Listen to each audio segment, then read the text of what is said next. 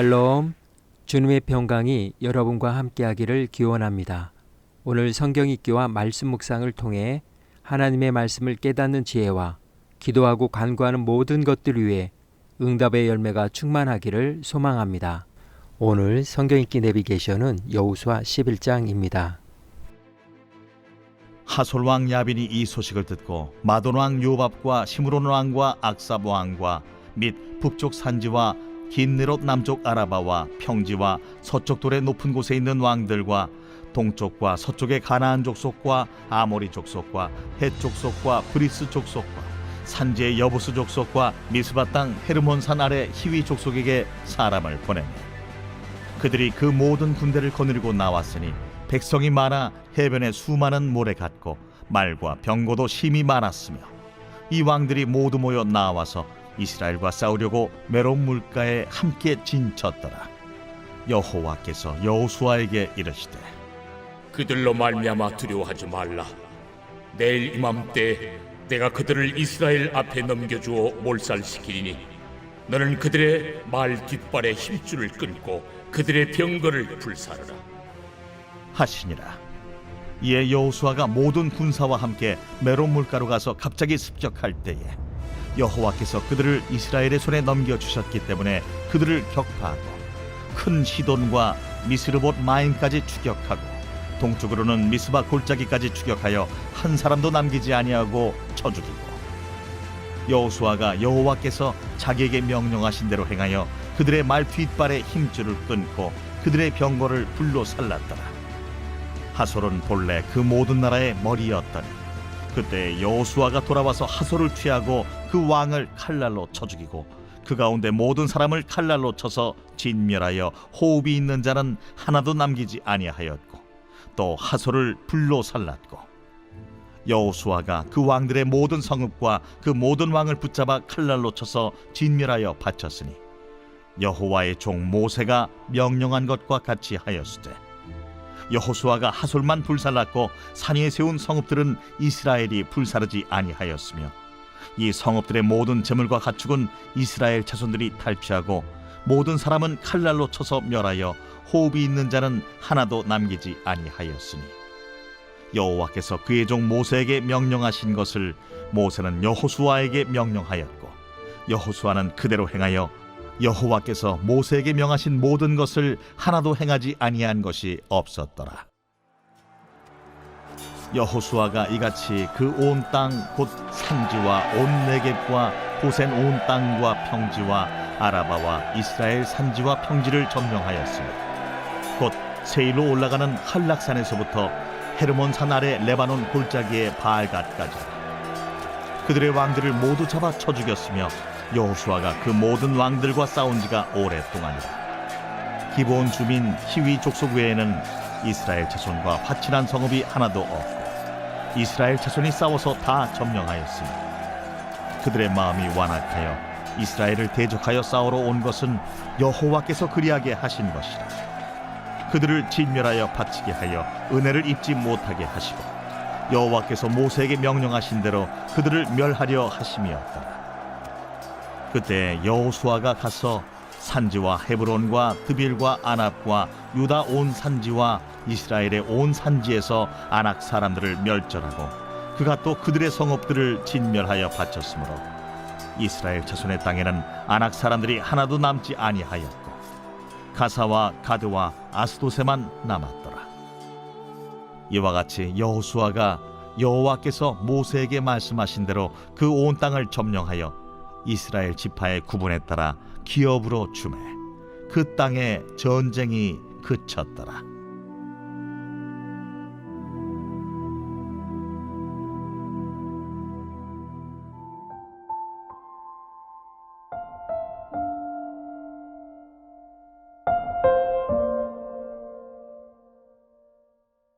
반복 효과.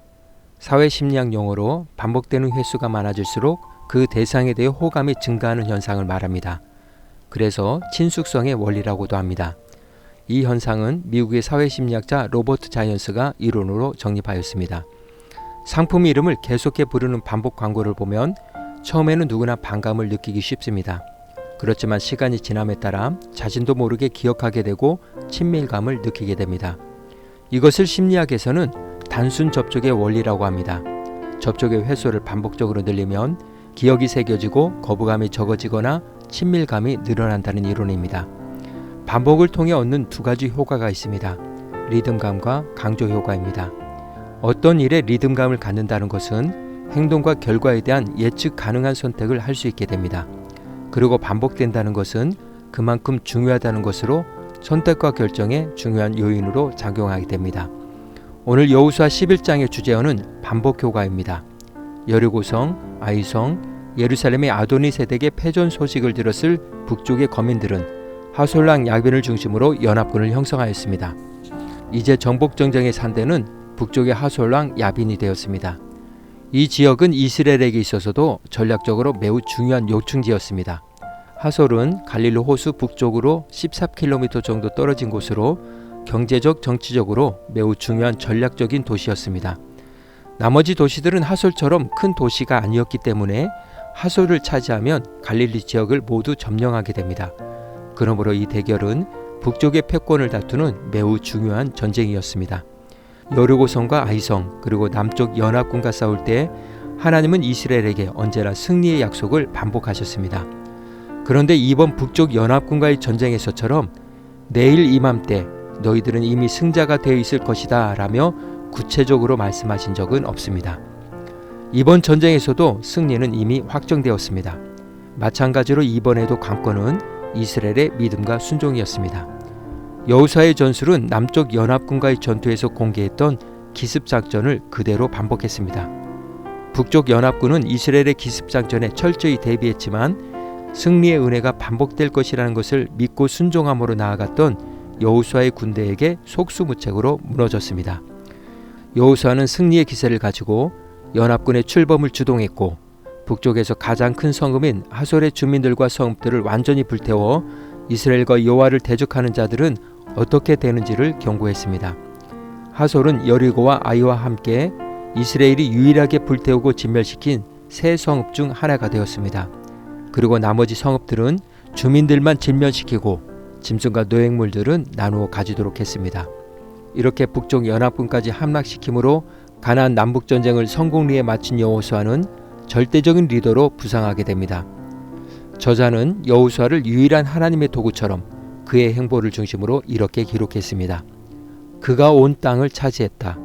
그가 왕들을 생포하여 처형했다. 그가 오랫동안 전쟁을 했다.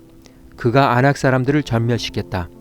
그가 가나안 온 땅을 취하여 각 지파에게 유산으로 분배했다. 이는 그가 모세를 통해 선포된 하나님의 말씀에 절대적으로 순종하여 얻게 된 것입니다. 하나님께서는 순종하는 종을 높이십니다. 가나안 정복전쟁이 하나님께서 하시는 전쟁이었고 이스라엘은 승승장구했지만 그 전쟁은 단숨에 이루어진 것이 아닙니다. 갈렙이 가나안 땅을 정탐했을 때 40세였고 그가 여호수아에게 헤브론 땅을 달라고 했던 때가 85세였다는 점을 감안하면 가나안 정복전쟁은 최소 5년 정도 진행되었음을 알 수 있습니다. 하나님께서 하시는 전쟁이지만 이렇게 오랫동안 진행되었다면 믿음과 순종에는 인내가 필수적인 요소임을 알 수 있습니다. 가나안 정복 이야기의 정점은 아낙 사람들을 진멸시켰다는 회고를 통해 결론에 이르게 됩니다. 이들은 약 45년 전 가데스 바네아 반약 사건 때 가나안의 거인족 아낙 자손의 거대함에 기가 꺾여 애굽으로 돌아가려 했던 대상이었습니다. 그러나 과거 정탐꾼들과 이스라엘의 걱정과 두려움은 여호와 하나님을 믿고 순종하는 자들에게는 한낱 기후에 지나지 않았음을 확연히 보여주었습니다. 여호수아는 아낙 사람들을 끝까지 쫓아 산간지방과 헤브론과 드빌과 아납과 유다의 온 산간지방과 이스라엘 온 산간지방에서 그들을 무찌르고 그 성읍들을 전멸시켜서 희생제물로 바쳤습니다. 아낙 사람들을 물리침으로 가나안 정복전쟁의 대하 드라마가 드디어 모든 것이 끝났다는 것을 시사합니다. 드디어 가나안 전쟁이 끝났습니다. 그러나 모든 것이 긍정적인 것만은 아니었습니다. 이스라엘은 지중해 연안에 위치한 가사와 가드와 아수도를 정복하지 못했고 훗날 이 도시들은 블레셋 사람들의 중심지가 되어 성경의 역사에 계속 등장하며 이스라엘을 괴롭히는 아쉬움을 남겼습니다. 이제 저자는 23절을 통해 여호수아서의 전반부에 막을 내립니다. 여호수아는 주님께서 모세에게 말씀하신 대로 모든 땅을 점령하고 그것을 이스라엘 지파의 구분을 따라 유산으로 주었다. 그래서 그 땅에서는 전쟁이 그치고 사람들은 평화를 누리게 되었다. 스탠퍼드 대학 경영대학원 교수 제프리 페퍼는 권력의 기술에서 기억된다는 말과 선택된다는 말을 같은 의미로 보았으며 생각도 나지 않는 사람을 선택할 수 없는 노릇이다 라고 말했습니다. 즉 생각나는 것, 기억되는 것, 익숙한 것을 선택한다는 것입니다. 가나안 정복 전쟁은 하나님의 은혜의 반복이었습니다. 그 은혜를 기억하며 여호수아는 전략과 전술을 반복했고 반복의 정점은 믿음과 순종이었습니다. 그리하여 드디어 가나안 정복 전쟁은 끝이 났습니다. 오늘 구약 성경 읽기 내비게이션은 여호수아 11장 반복 효과였습니다. 이 시간 기도의 자리로 나아갑니다. 북쪽 연합군과의 전쟁 패턴은 반복이었습니다. 하나님께서 승리를 약속하시고 여호수아와 이스라엘은 믿음과 순종으로 반응했고 이번에도 승리케 하실 하나님을 믿음으로 이미 노출된 기습 전략도 그대로 했습니다. 이번에도 하나님의 은혜가 반복될 것을 예측했기 때문입니다. 결과적으로 전쟁은 승리였습니다. 우리가 은혜를 기억할 때 순종을 선택함으로 은혜의 반복 효과를 기대할 수 있습니다. 말씀의 은혜를 기억하며 기도의 자리로 나아갑니다.